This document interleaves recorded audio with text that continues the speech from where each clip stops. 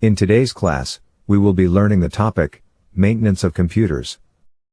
Maintaining a computer is essential for ensuring its longevity, performance, and reliability.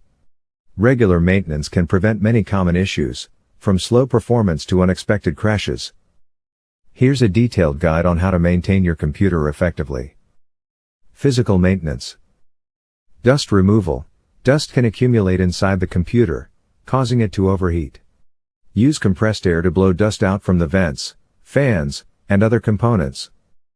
Screen cleaning. Use a microfiber cloth and screen cleaner to keep the monitor clean and free of fingerprints and dust.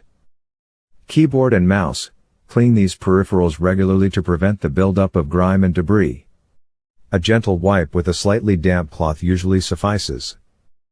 Ventilation. Ensure your computer is in a well-ventilated area to prevent overheating. Avoid placing it on soft surfaces like beds or carpets that can block airflow. Temperature control. Keep the computer away from extreme temperatures and direct sunlight. Software maintenance. Regular updates. Keep your operating system updated to the latest version. This ensures you have the latest security patches and performance improvements.